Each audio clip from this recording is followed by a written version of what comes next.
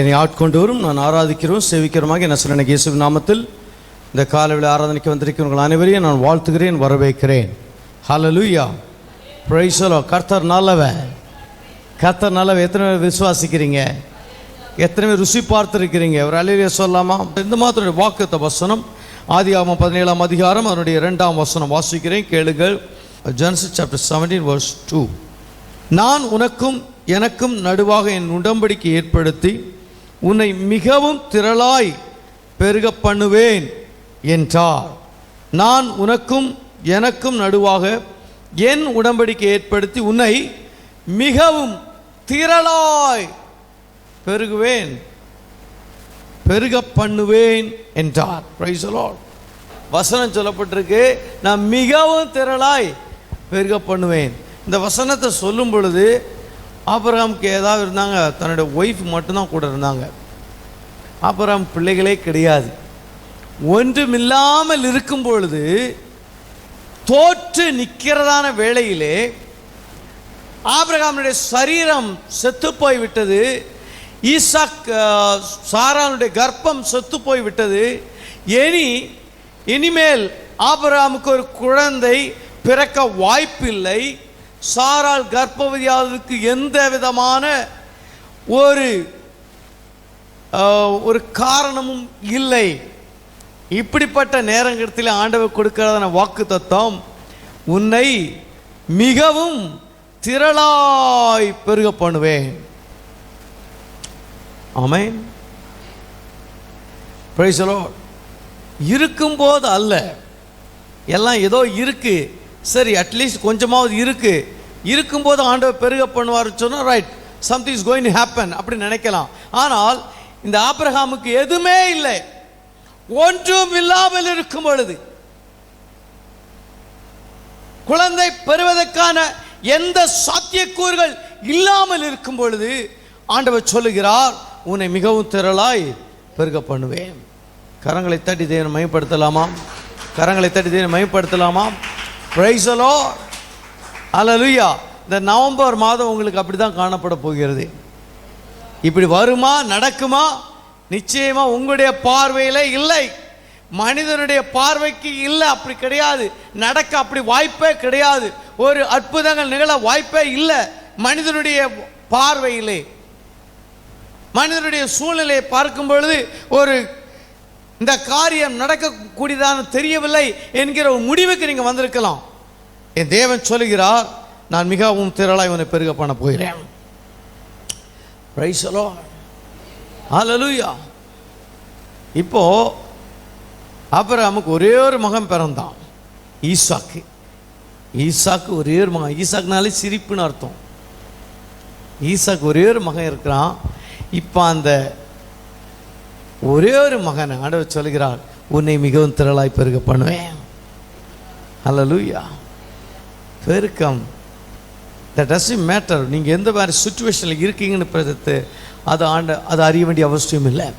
உங்களுடைய சூழ்நிலைகள் முழுவதும் உங்களுக்கு எதிராக இருக்கலாம், இயற்கைகள் எதிராக இருக்கலாம், மனிதனுடைய பார்வையில் எதிராக இருக்கலாம், மெடிக்கல் ரிப்போர்ட் உங்களுக்கு எதிராக சொல்லலாம். என் தேவன் சொல்லுகிறார், என்னால் முடியும் என்று சொல்லுகிறார். ஹல்லேலூயா.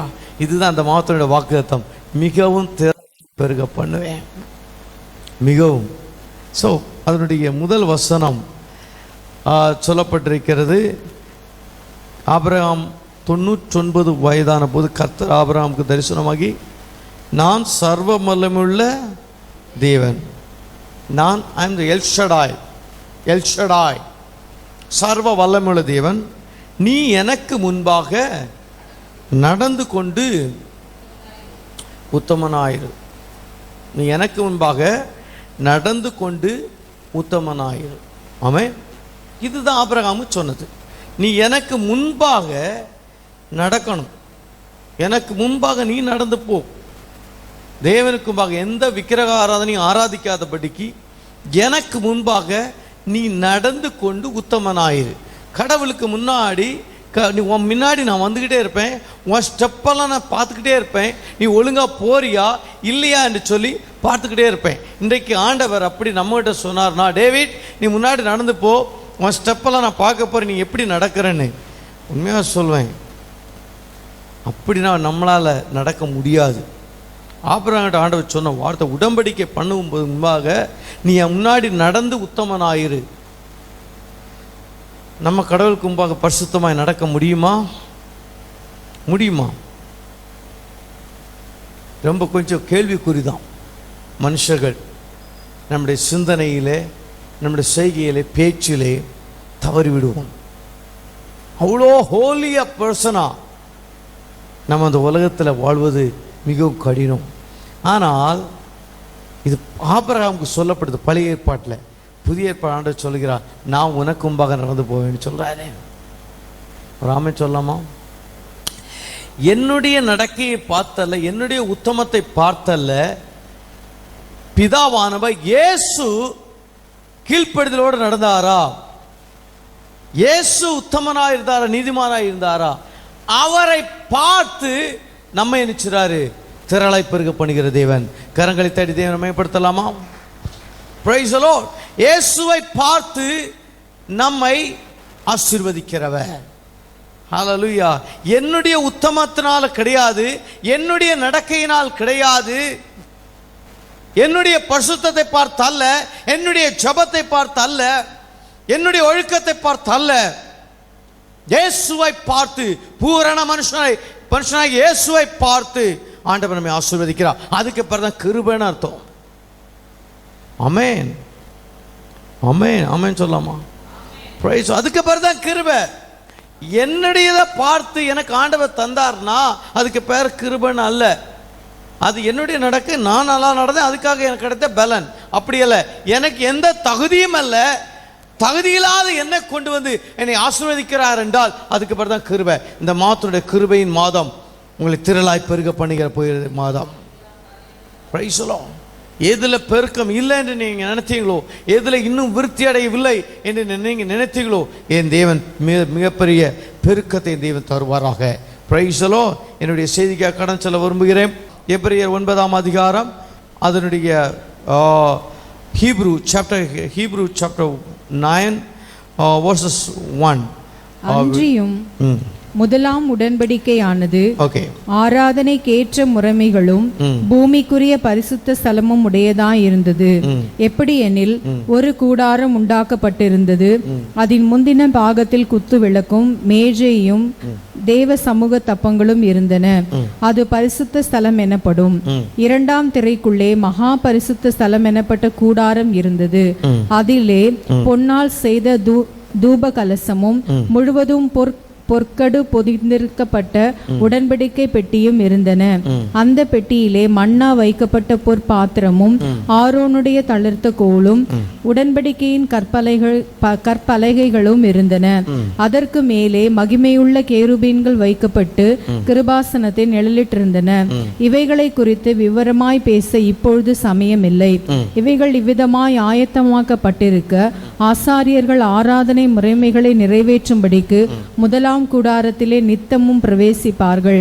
இரண்டாம் கூடாரத்திலே பிரதான ஆசாரியன் மாத்திரம் வருஷத்துக்கு ஒரு தரம் இரத்தத்தோடே பிரவேசித்து அந்த இரத்தத்தை தனக்காகவும் ஜனங்களுடைய தப்பிதங்களுக்காகவும் செலுத்துவான். அதனாலே முதலாம் கூடாரம் நிற்கும் அளவும் பரிசுத்த ஸ்தலத்திற்கு போகிற மார்க்கம் இன்னும் வெளிப்படவில்லை என்று பரிசுத்த ஆவியானவர் தெரியப்படுத்தியிருக்கிறார். அந்த கூடாரம் இக்காலத்திற்கு உதவுகிற ஒப்பனையாய் இருக்கிறது. அதற்கேற்றபடியே செலுத்தப்பட்டு வருகிற காணிக்கைகளும் பலிகளும் ஆராதனை செய்கிறவனுடைய மனசாட்சியை பூரணப்படுத்த கூடாதவைகளாம். எபிரேயர் 9:5 சொல்லப்பட்டிருக்கிறது. கடைசியில் இவைகளை குறித்து விவரமாய் பேச இப்பொழுது சமயமில்லை. இப்போது இதெல்லாம் பேசுறதுக்கு டைம் இல்லை. ஏன்னா இதை குறித்து நீங்க தெரிய வேண்டுமானால் யாத்திராகமும் லேவியராகமும் என்னாகமும் இந்த புஸ்தகங்களை படித்தா தெளிவாக விவரமாக ஆசரிப்பு கூடாரத்தை குறித்து போடப்பட்டிருக்கிறது. டேபர்நாக்கள், ஆசரிப்பு கூடாரம். ஆசரிப்பு கூடாரம் ஒரு ஆராதனையின் மாதிரி வடிவம். பழைய ஏற்பாட்டு காலத்திலே இஸ்ரவேல் ஜனங்கள் எகிப்தை விட்டு ஏறக்குறைய 480 வருடங்கள் எகிப்திலே அடிமையாக இருந்து அவர்கள் மோசையினாலும் ஆரோனினாலும் அவர்கள் இப்பொழுது தேவனுடைய மகா சக்தி வல்லமையினாலும் அவர்கள் இப்பொழுது எகிப்தை விட்டு வெளியே வருகிறார்கள். மோசேயினாலும் ஆரோனாலும் நடத்தப்படுகிற வேளையிலே செங்கடல் வருகிறது. செங்கடல் ரெண்டாக பிளக்கிறது. செங்கடலை தாண்டி வருகிறார்கள். மிரியாம் அவள் டேம்பரிங் எடுத்து பாட்டு பாடுகிறாள். 3 நாள் நடக்கிறார்கள். 3 நாள் நடக்கும் பொழுது யாருக்கும் தண்ணி கிடையாது. முறுமுறுக்கிறார்கள். மாறாவை பார்க்கிறார்கள். மாறாவிலே ஒரு கிளை மோசே ஒடித்து போடுகிறான். தேவன் காண்பிக்கிறதான ஒரு மரத்தை. அந்த பின்பாக மாறா மதுரமாய் மாறுகிறது. பிற்பாடு அவர்கள் நடக்கிறார்கள். ஏலீமை கண்டடைகிறார்கள். ஏலீமிலே 12 நீரூற்றுகளும் 70 பேரிச்ச மரங்களும் இருந்தது. அங்கே இவனமாக அவங்களுடைய பிரயாணம் கடந்து சென்று கொண்டே இருக்கிறது. பேர்ஷபா என்கிற இடத்துல வருகிறார்கள். அங்கே வந்து மோசே என்ன செய்கிறார், 2 பேரா 12 கோத்திரத்தின் அடிப்படையிலே 2 நபர்களாக கானான் தேசம் அங்கே இருக்கிறது, கானான் தேசம் எப்படி இருக்கிறது வேவு பார்க்கும்படியாக 2 பேராக அனுப்புகிறார். 2 பேரா போறாங்க. கானான் தேசத்தில் வேவு பார்க்கிறார்கள். 10 பேர் 10 கோத்திரத்தினுடைய அந்த வேவு பார்த்தங்க அந்த ரெப்ரசன்டேட்டிவ்ஸ் அவங்க வந்து சொல்றாங்க, நாங்கள் பார்த்தோம், தேசம் பார்ப்பதற்கு நல்லது, குடியிருப்புக்கு நல்லது, ஆனால் அங்கே இருக்கிற ராட்சதர்கள் மிகவும் பயங்கரமாக இருக்கிறாங்க. அவர்கள் முன்பாக நாங்கள் வெட்டுக்கிளிகளைப் போல் இருந்தோம், அவர்கள் பார்வையில் அப்படிதான் நாங்கள் இருந்தோம். நிச்சயமாகவே அவருடைய அரண்களெல்லாம் பெரிய பெரிய அரண்கள், நம்மால் அதை முறியடிக்க முடியாது, பிடித்தெடுக்க முடியாது என்று 10 பேர் அவருடைய அறிக்கையை அறிவிக்கிறார்கள். 2 பேர் யோசுவாவும் காலேப்பும் அவர்கள் தங்கள் வஸ்திரங்களை கிழித்து கொண்டு, இல்லை, நம்முடைய தேவன் நம்மோடு இருக்கிறார், நிச்சயமாகவே நாம் சுதந்திரித்துக் கொள்வோம், வாருங்கள் சுதந்திரிப்போம் என்று சொல்லி 2 பேர் சொல்றாங்க. 10 பேர் சொல்றாங்க, இல்லவே இல்லை, நம்ம கானான் தேசத்தை சுதந்திரிக்க முடியாது, தேவன் சொன்னார் கானான் தேசத்தை உங்ககிட்ட கொடுப்பேன்னு சொன்னார். படி சொல்லுவோம். இந்த மாத்திர வாக்குத்தம் என்ன? மிகவும் திரளாய், நான் உன்னை மிகவும் திரளாய் பெறுவேன். ஆண்டவர் கொடுத்துட்டாருன்னா நிச்சயமாக நீங்கள் வாங்கி அதை பெற்றுக்கொள்வது உங்களுடைய கடமை. 10 பேர் கூட நின்று மெஜாரிட்டியோடு கூட நின்று, மெஜாரிட்டி எப்படி இருக்குது, மெஜாரிட்டி சொல்கிற பக்கம் நான் நின்றுடுறேன் என்று சொல்லி நீங்களும் நின்னீங்கன்னா பெருக்கத்தை எந்த பெருக்கத்தையும் பார்க்க முடியாது. சும்மா சர்ச்சில் வந்து ஏதோ ஒன்று சொல்கிறாங்க, நானும் கேட்டேன்னா போனோம்னா இல்லை, அப்படி அல்ல. இதை கேட்கிறவர்கள் வாங்குகிறவர்கள் அதை ப்ராக்டிஸ் பண்ணணும். விசுவாசத்தை என்ன செய்யணும்? ப்ராக்டிஸ் பண்ணணும். சின்ன சின்ன காரியங்களில் என்ன செய்யணும்? ப்ராக்டிஸ் பண்ணி பாருங்கள். ஒரு சின்ன தலைவலியோ ஃபீவர் வந்தோடனே இயேசுவின் நாமத்தை உங்கள் அதிகாரத்தை, நான் போன வாரம் சொன்னேன், உங்களோட வல்லமையும் அதிகாரத்தை என்ன செய்யுங்க, வல்லமையும் அதிகாரத்தையும் பயன்படுத்துங்க. இயேசுவின் நாமத்தினால் போன்னு சொல்லுங்க, ப்ராக்டிஸ் பண்ணுங்க. உங்களுடைய மணி பர்ஸ் எடுத்து இயேசுவின் நாமத்தினால் ஆசீர்வதிக்கிறேன்னு சொல்லுங்க. மிகவும் திரளாய் பெருக பண்ணுகிற தேவன். வனாந்தரத்தில் இஸ்ரவேல் 40 வருடம் அலைந்து திரிகிறார்கள். அவர்கள் ஆராதிக்கும்படியாக, தேவன் ஜனங்கள் மத்தியில் வாசம் பண்ணும்படியாக. நல்லா கவனிங்க, ஆண்டவர் சொல்லுகிறார், உங்கள் மத்தியில் என் வாசஸ்தலத்தை ஸ்தாபிக்கும்படியாக, உங்கள் மத்தியில் என தங்கும்படியாக ஒரு ஆசரிப்பு கூடாரத்தை, உங்களுக்கு எனக்கு ஒரு உடன்படிக்கை ஏற்படுத்தும்படியாக ஒரு சர்ச், ஒரு டேபர்நாக்கல், ஒரு கூடாரத்தை உண்டு பண்ணுவாயாக. அந்த கூடாரத்தின் அளவு, அந்த கூடாரத்தின் நீளம், அகலம், அது எப்படி இருக்க வேண்டும், எல்லாத்தையும் ஆண்டவர் மோசேயிடம் சொன்னார். நீ அங்கே கேண்டில் லைட், அங்கே லைட் உருவாக்கணும். அந்த லைட்டை நீ ஒரே அடியால் அடித்து தான், வெட்டி எடுக்கக்கூடாது, அடித்து அதை செய்ய வேண்டும் என்று சொல்லி மாதிரிகளை தேவன் கட்டளையிட்டார். அந்த மாதிரியின் படி அந்த டேபர்நாக்கல்னா கூடாரம், ஆசரிப்பு கூடாரம், அந்த கூடாரத்திலே 3 பகுதிகள் காணப்பட்டன. நம்முடைய சர்ச்சை நான் அதை அவ்வளவு நான் பிரிக்க விரும்புகிறேன். இந்த சர்ச்சினுடைய டோருக்கு வெளியே ஒரு கோர்ட் இருக்கு. டோருக்கு வெளியே இந்த முற்றம், இந்த சர்ச்சினுடைய முற்றத்தில் ஜனங்கள் கூடியிருக்கிறதான இடம், அதுக்கு பிறகு பிரகாரம், அதன் பிற்பாடு இந்த ஃபுல் ஃபிட் வர, இந்த டிவி வச்சிருக்கிற இடம் வர, இங்கே வரைக்கும் பரிசுத்த ஸ்தலம். இது ஒரு மாதிரியாக தான் காட்டுறேன். இந்த ஸ்டேஜ் ஏரியாவை மகா பரிசுத்த ஸ்தலம். ஓகே, சரி, இதுதான் ஆசரிப்பு கூடாரத்தின் மாதிரி வடிவம். பிரகாரம் ஜனங்கள் எல்லாம் கூடியிருக்கிற இடம். நல்லா கவனிங்க, இந்த சர்ச்சுக்கு வெளியே ஜனங்களெல்லாம் உள்ளே வருவதற்கு அனுமதி கிடையாது. வெளியே தான் வருவாங்க ஜனங்கள். அங்கே பிரகாரத்தில் ஜனங்கள்லாம் கூடி நிற்கிறதான இடம். அது பக்கத்தில் ஒரு பலிபீடம் காணப்படும். அந்த பிரகாரத்துக்கு அடுத்தபடியாக ஒரு பெரிய பலிபீடம், வெண்கல பலிபீடம். அந்த பலிபீடம் வெண்கலத்தில் மூடி இருக்கும். அந்த பலிபீடத்துக்கு மேலே பலியிடுவார்கள். அதன் பிற்பாடு பரிசுத்த ஸ்தலம், ஆசாரியர்கள் வந்து போய் இருக்கிறதான இடம். அனுதினமும் டெய்லி அங்கே வருவாங்க ஆசாரிகள்.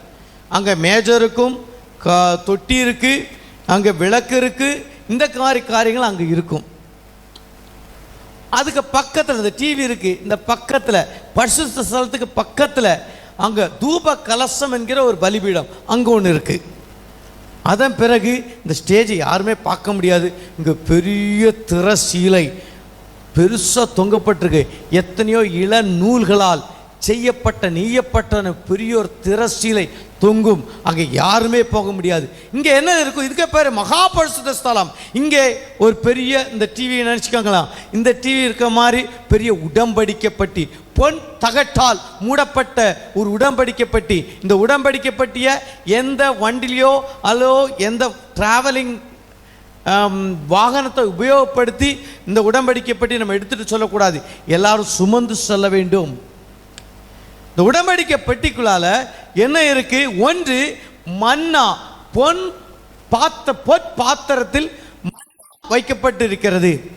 2 ஆரோனுடைய தளிர்த்த கோல் வைக்கப்பட்டிருக்கிறது. 3 மோசேக்கு தேவன் கொடுத்த கற்பலகைகள், அந்த 10 கற்பலகைகளும் அந்த உடன்படிக்கை பெட்டிக்குள்ள இருக்கு. இது மகா பரிசுத்த ஸ்தலத்துக்குள்ள காணப்படுகிறது. ஆசாரியன் நாள்தோறு ஜனங்கள் எவரிடே ஒவ்வொரு நாளும் இந்த கோர்ட்டுன்னு சொல்ற இடத்துல பிரகாரத்தில் அனுதினம் வருவார்கள். ஆசாரியர்கள் லேவி குடும்பத்தார், ஆரோனா இருக்கலாம், ஆரோனுடைய மகன் எலியாசாரா இருக்கலாம், எலியாசருடைய மகன் பினகாசா இருக்கலாம். இவனமாக ஆசாரிய குடும்பத்தார், லேவி குடும்பத்தார் அனுதினமும் இந்த பரிசுத்த ஸ்தலத்திலே கடந்து வருவார்கள். அனுதினமும் கடந்து வந்து அந்த அப்பங்களெல்லாம் மாற்றிக்கொண்டே இருப்பார்கள். ஸோ அதனுடைய வேலைகள்லாம் செய்வாங்க. ஆனால் மகா பரிசுத்த ஸ்தலத்தில் இந்த ஸ்டேஜுக்கு மகா பரிசுத்த ஸ்தலத்துக்கு வர வேண்டுமானால் 12 மாதத்துக்கு ஒரு முறை பிரதான ஆசாரியன், மிகப்பெரிய டாப் லெவல் ஆசாரியன், அந்த ஆசாரியன் சும்மா வரக்கூடாது. 14 வகை ட்ரெஸ் உடை அணிந்து கொண்டு, ஆசாரிய உடை அணிந்து கொண்டு அவன் வருவான். அந்த உடையில் 12 கற்கள் காணப்படும். 12 கற்கள் 12 கோத்திரங்களை குறிக்கிறது. அவனுடைய தலைப்பாகை உண்டு. 14 வகையான உடை, பெரிய உடையை அணிந்து கொண்டு அந்த ஆசாரியன் கடந்து வருவான். அந்த ஆசாரியனுடைய அந்த உடைக்கு கீழே ஒரு மணியும் மாதுளை பழமும் தொங்கிக் கொண்டே இருக்குமா. மொத்தம் அவன் நடக்க நடக்க கிணிங்கிணிங்கிணி நிச்சயம் சத்தம் கட்டுக்கிட்டே இருக்கும்.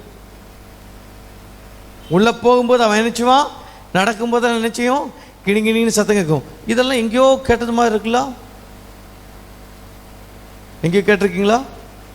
கோயிலில் பூஜாரி உள்ளே போன உடனே என்ன செய்திருப்பார்? அது எது காட்டுறாங்க அவங்களுக்கு கேட்ட தெரியாது.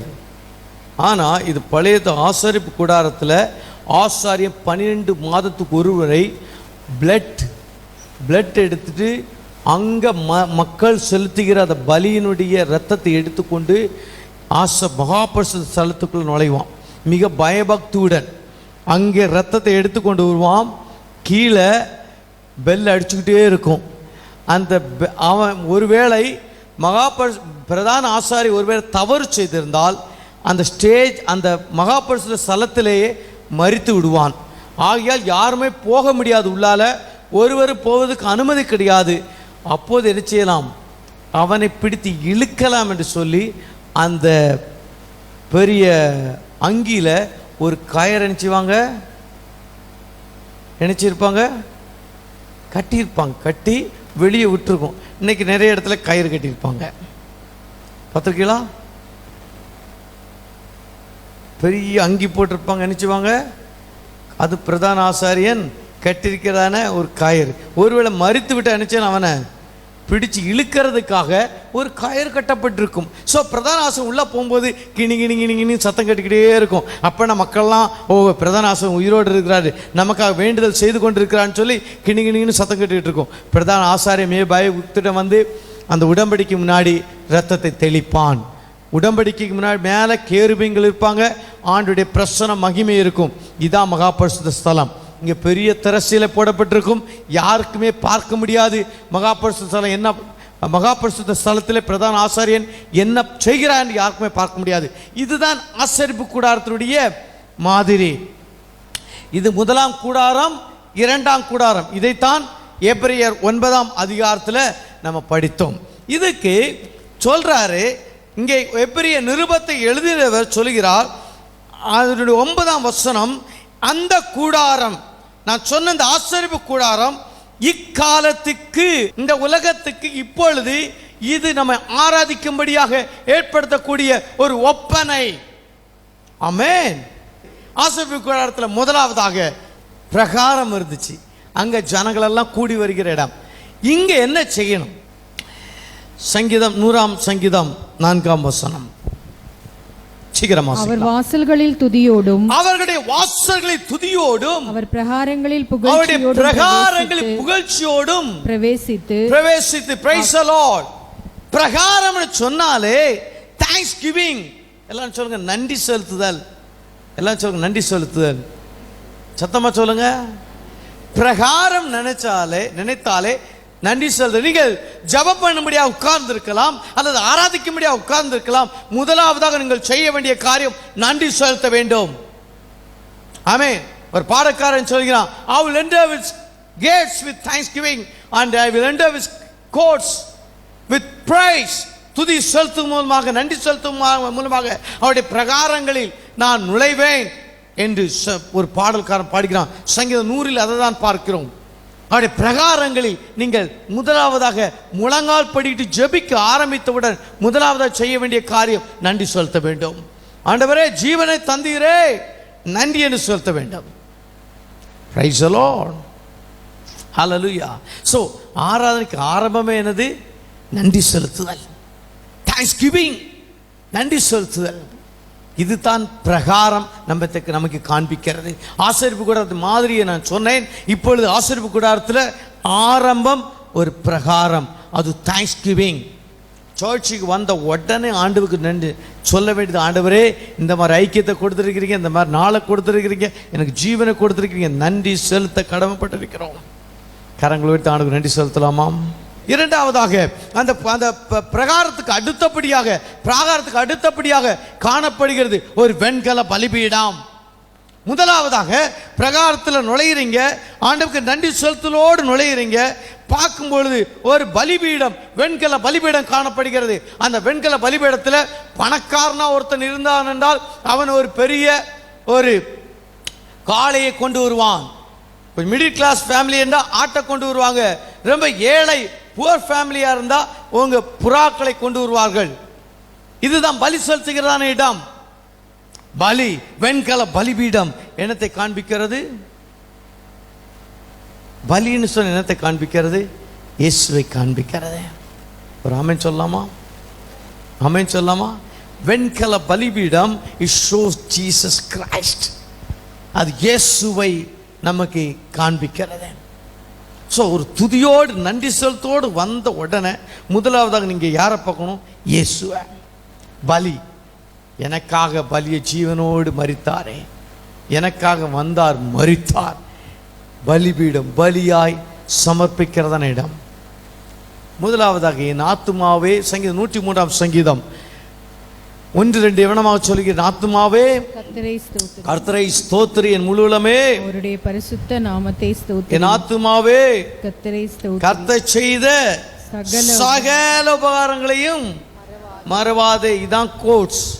இதான் முதலாவது வரும்போது பிரகாரத்தில் நீங்க சொல்ல வேண்டிய நன்றி செலுத்த வேண்டியதான இடம். நீங்க ஸ்டெப் எடுத்து வந்தீங்கன்னா அடுத்து இயேசுவை பார்க்கிறீங்க. வெண்கல பலிபீடம். அந்த பலிபீடத்தில் வந்தவுடன் நீங்க சொல்ல வேண்டிய காரியம், அவரின் அக்கிரமங்களை எல்லாம் என்ன செய்தாரு? பிரைஸலோ, எவ்வளோ நன்றி செலுத்தணும் பார்த்தீங்களா? இயேசுவை பார்த்த உடனே அடுத்தபடியாக நன்றி செலுத்திட்டு இன்னைக்கு ஜீவனோட வைத்திருக்கிறார். முதலாவதாக ஜபமாக இருந்தாலும் சரி, ஆராதனையாக இருந்தாலும் சரி, எதுவாக இருந்தாலும் சரி, முதலாவதாக நீ செலுத்த வேண்டியது நன்றி. பிரைஸலோ, சங்கீதம் 103:1-2 நன்றி செலுத்த வேண்டிய. இரண்டாவதாக அவருடைய அக்கிரமங்கள் எல்லாம், ஐயா என் அக்கிரமங்களை எல்லாம் மன்னித்தீரே. இரண்டாவதாக அவருடைய தழும்புகளை நாம் நினைச்சிரோம் குணமாகிறோம். அவருடைய அக்கிரமங்களை எல்லாம் மன்னித்து உன் நோய்களெல்லாம் குணமாக்கி உன் பிராணனை அழிவுக்கு விலக்கி மீட்டு பிராணனை, நம்முடைய பிராணனை அழிவுக்கு. இன்னைக்கு ஒரு சாட்சி கேட்டோம், நேற்றைய தினத்தில் அவ்வளோ கஷ்டப்பட்டாங்க, இன்றைக்கு தேவன் ஜீவனோடு வைத்திருக்கிறார், உன் பிராணனை அழிவுக்கு விலக்கி மீட்டு இருக்கிறார். பெரிய ஒரு பேண்டமிக், COVID-19 பேண்டமிக் வந்துச்சு, இன்னைக்கு எல்லாரையும் ஆண்டு உயிரோட கொண்டு வந்திருக்கிறாரா? அப்போ எவ்வளோ நன்றி செலுத்தணும் ஐயா. பிராணனை அழிவுக்கு விலக்கி மீட்டு நன்மையினாலும் கிருபையினாலும், நன்மை தரவர், நன்மை தருகிறார், கிருபையினாலும் இரக்கங்கள், ஆமென், இரக்கங்களினால் முடிசூட்டு இருக்கிறார். எவ்வளோ நன்றி செலுத்தணும் பாருங்க அந்த வெண்கல பலிபீடம். அல்லேலூயா, பிரைஸ் தி லார்ட். அதுக்கப்புறம் அது மட்டுமல்ல, நன்மையினால் என் வாயை திருப்தியாக்குகிறார். கழுகுக்கு சமானம் என் வயது திரும்ப. எவ்வளோ பெரிய நன்மை பாருங்க. இது இயேசு கிறிஸ்து நமக்காக கல்வாரி சிலுவையிலே அவர் மரித்ததினால் கிடைத்த பாக்கியம் இது.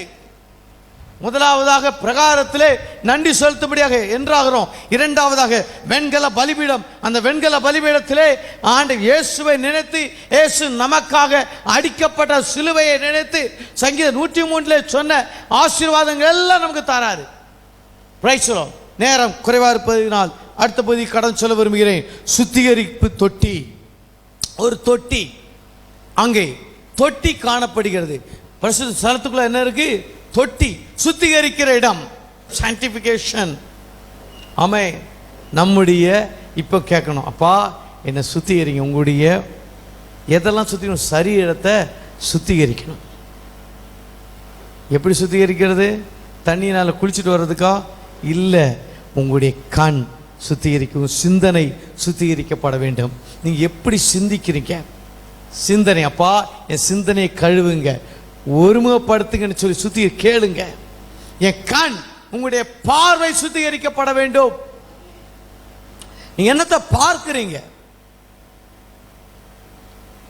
எலிசா, கேயாசி, எலிசா உள்ளால இருக்கிறாரு, வீட்டுக்குள்ளால பெரிய இராணுவமே, ஏறக்குறை 5 ராஜாக்கள் ஒன்று கூடி எலிசாவுக்கு எதிராக வந்திருக்கிறார்கள். கேயாசி வேலைக்காரன் வந்து பார்த்துறான்.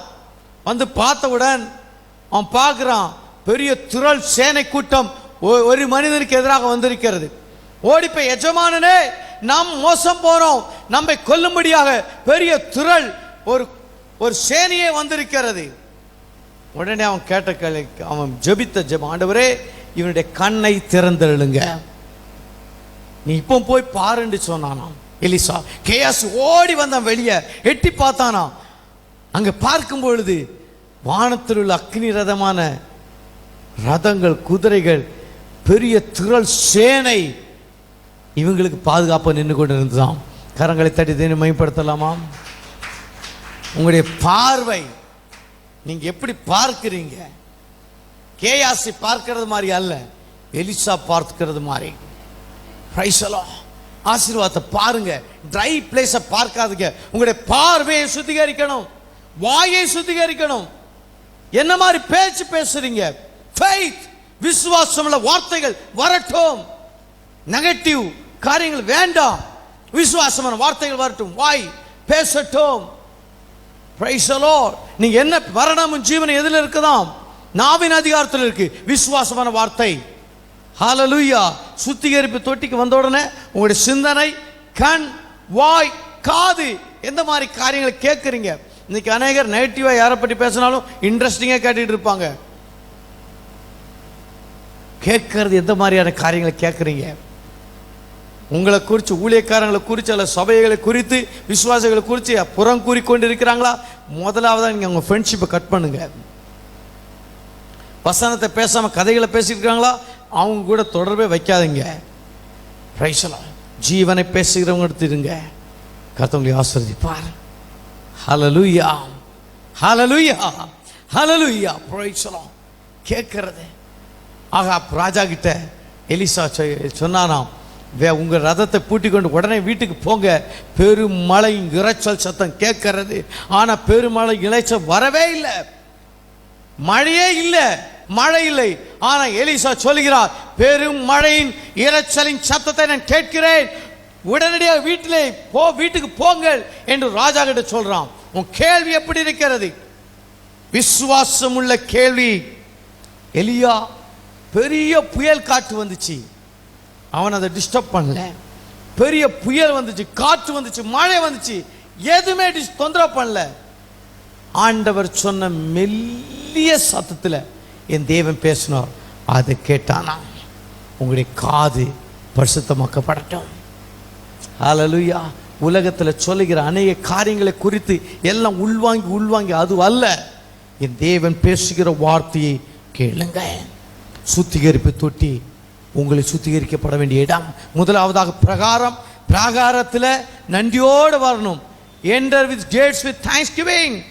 அது பிறகு வெண்கல பலிபீடம். வெண்கல அப்படி இயேசுவை காண்பிக்கிறது. 103ஆம் சங்கீதத்தை ஞாபகம் வைத்துக் கொள்ளுங்கள். பிரைஸ். அதன் பிறகு சுத்திகரிப்பு தொட்டி, ஆசாரிகள் சுத்திகரிக்கிறதான இடம். உங்களை பரிசுத்தம் பண்ணி கொள்ளுங்கள். அதன் பிறகு விளக்கு தண்டு. உள்ளால் என்ன இருக்கு? பரிசுத்த ஸ்தலத்தில் விளக்கு தண்டு. எல்லாரும் சொல்லுங்க விளக்கு தண்டு என்று. விளக்கு தண்டு எப்பொழுதுமே எரிந்து கொண்டிருக்க வேண்டும். இது அணைந்து விடவே கூடாது, எப்பொழுதுமே எரிந்து கொண்டு இருக்க வேண்டும். ஒரு பிரச்சனை வந்துச்சுன்னா ஆவி எங்க போச்சுன்னு தெரியல, அந்நிய பாஷை எங்க போச்சுன்னு தெரியல, பிரைஸலோ அப்படி இருக்கக்கூடாது.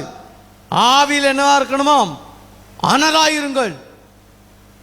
பிரைஸலோ ஆவியிலே நிரம்பி ஜெபிக்கக்கூடியவளாய் காணப்பட வேண்டும். உங்களுடைய ஆராதனை ஆவியிலே நிரம்பி இருக்க வேண்டும்.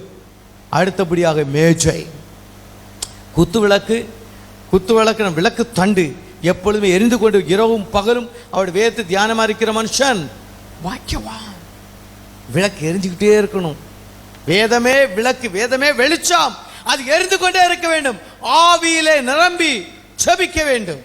மேஜை, அடுத்தபடியாக மேஜை பரிசுத்த ஸ்தலத்தில் இருக்கு.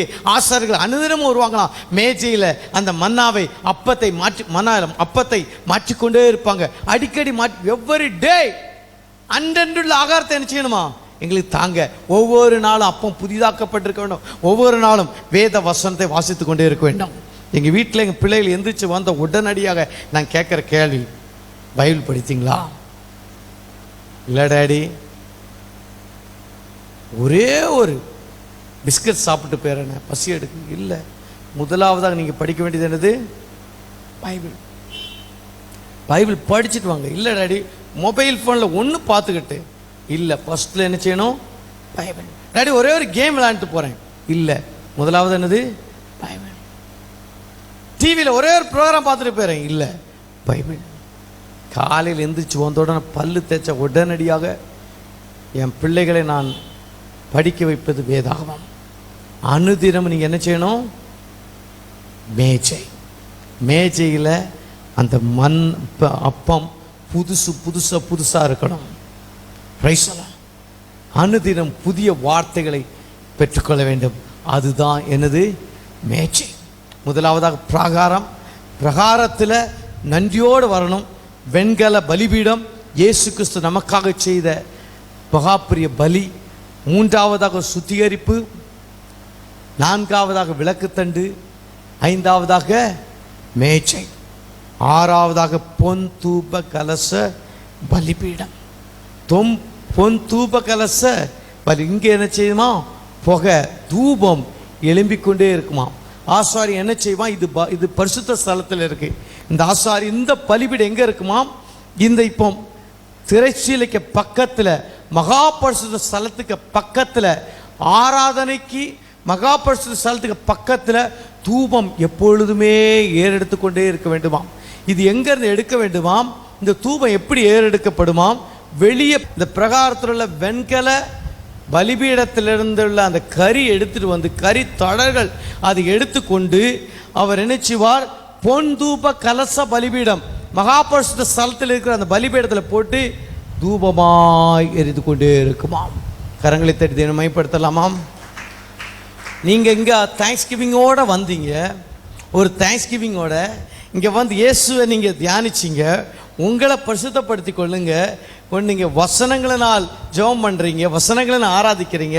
இப்போ அங்கே இருக்கிறத மறுபடியும் இந்த மகாபரிசுத்த ஸ்தலத்துக்கு வரும்பொழுது உங்களால் இருக்க முடியாத ஆவியில் நிறைஞ்சி மறுபடியும் எல்லாம் அங்கே உள்ள அந்த இயேசுவை மறுபடியும் இங்கே கொண்டு வரீங்க. ஹல்லேலூயா. இந்த இடத்துல உங்களுக்கு துதி ஆராதனை, ஒரு ஆராதனை இருக்கும். அந்த இடம் சாதாரணமான இடம் கிடையாது, அது ஆராதனை நிறைந்த இடம், அது ஜெபம் நிறைந்த இடம். Praise the Lord. அந்த இடத்துல தான் 3 காரியம், praise and worship, prayer, offering. 3 காரியங்கள் எப்பொழுதுமே போய்கிட்டே இருக்கும். துதியும் ஆராதனையும் போய்கிட்டே இருக்கணுமா, ஜெபமும் போய்கிட்டே இருக்கணுமா, ஆஃபரிங் போய்கிட்டே இருக்கணுமா. பிரைஸ். அந்த 3 காரியம். அதன் பிறகு 12 மாதத்துக்கு ஒரு தடவை மகா பிரதான ஆசாரியன் மகாபரிசுத்த ஸ்தலத்துக்கு நுழைவானாம். Price the Lord. அங்கே ஆண்டவரோடு இணைந்திருக்கிற நேரம், அதுதான் மகத்தான ஒரு ஆராதனை. அதன் பிறகு மகாபரிசுத்த ஸ்தலத்துக்கு வரும்படியாக இயேசுக்கு சிலுவையில் அறையப்படும் பொழுது அந்த திரைச்சீலை 2ஆக கிழிந்து விட்டது. இப்பொழுது யார் வேண்டுமானால் நினைச்சலாம், ஒவ்வொரு நாள் அனுதினமும் நீங்கள் இந்த மகாபரிசுத்த ஸ்தலத்துக்கு வரலாம். வந்து இயேசுவோடு பிதாவோடு நீங்கள் இணைந்து ஆராதிக்கிறதான இடம். இதுதான் உண்மையான ஆராதனை. ரோமர் 12:1 உங்களை ஜீவ பலியாக அர்ப்பணித்து ஆராதிக்கிறதான ஒரு புத்தியுள்ள ஆராதனை. Price the Lord. உங்களுடைய இப்படி ஆராதிக்கும் பொழுது there's a power in your praise and worship, there's a power in your prayer, there's a power in the reading of the Bible. நீங்கள் வேதத்தை வாசிக்கும் பொழுது வல்லமை உண்டு, நீங்கள் ஜெபிக்கும் பொழுது வல்லமை உண்டு, நீங்கள் ஆராதிக்கும் போது வல்லமை உண்டு. இப்படிப்பட்ட ஆராதனை செய்யும் பொழுது தேவன் வல்லமையாக உங்கள் குடும்பத்தில் இறங்குவார், அற்புதங்களை செய்வார். பிதாவே, இந்த வேலைக்கான நெடுதாவனே, இந்த வேலையுடைய சமூகத்தில் வந்திருக்கிறோம். அப்பா, மட்டும் ஆராதிக்க முடியாத கிருபை செய்தக்காய் நன்றி. அல்லேலூயா. ஆண்டவரை பிரச்சனைகளோடு இருப்பதற்காய் நன்றி தகப்பனே. மட்டும் எங்களோட ஒரு ஆராதனை பகுதியை ஆசீர்வதித்து கொடுத்தக்காய் நன்றி. ஆராதனை பகுதியை ஆசீர்வதித்து கொடுத்தக்காய் நன்றி. ஒரு பகுதியை பொறுப்பெடுத்து கொண்டதற்காய் நன்றி. அல்லேலூயா. அந்த ஒருவரையும் ஆசீர்வதிங்க. நடுவே திருவந்து பகுதியில் பங்கெடுக்கும்படியாக ஒரு ஐக்கியத்தை கட்டளையிட்டதற்காய் நன்றி. பிதாக்குமார் பரிசுத்தாவை நாமத்தை ஒருவரையும் ஆசீர்வதிக்கிறேன். தேவனுடைய ஆசீர்வாதம், ஐஸ்வர்யம், ஜீவன், பலம், சுகம், ஆரோக்கியம் பிள்ளைகளோடு இருக்கட்டும். நன்மை கிருபையும் தொடரட்டாண்டு வெற்றியுள்ள நாட்களாய் காணப்பட கிருபை செய்யுங்க. இயேசு மூலம் ஜெபிக்கிறோம் நல்ல பிதாவே, ஆமென். எல்லாம் சேர்ந்து சொல்லலாம். என் ஆத்துமாவே கர்த்தரை ஸ்தோத்திரி, என் முழுவலுமே பரிசுத்த நாமத்தை ஸ்தோத்திரி. என் ஆத்துமாவே கர்த்தரை ஸ்தோத்திரி, கர்த்தர் சகல உபகாரங்களையும் மறவாதே. ஆமென். நம்முடைய கர்த்தராகிய இயேசு கிறிஸ்துவினுடைய கிருபையும் பிதாவாகிய அன்பும் பரிசுத்தாவியானுடைய அந்யோன்ய ஐக்கியமும் இப்பொழுதும் எப்பொழுதும் சதா காலமும் விசேஷமாக வந்திருக்கிற ஒவ்வொருவரும் கூட ஆண்டவருடைய வருகை மட்டும் இருந்து காத்து சமாதானத்தோடு நடத்தி வெற்றியுள்ள வாழ்க்கைக்கு வழி நடத்துவாராக. ஆமென். ஹல்லேலூயா, ஹல்லேலூயா, ஹல்லேலூயா. கர்த்தர் உங்களை ஆசீர்வதிப்பாராக. துன்பம் சூழ்ந்து நிலை கலங்கி ஆழ்த்தையில் ஆலையலையாய் துன்பம் சூழ்ந்து நிலை கலங்கி ஆழ்த்தையில் அலைகடல் தடுத்து நடுவழி விடுத்து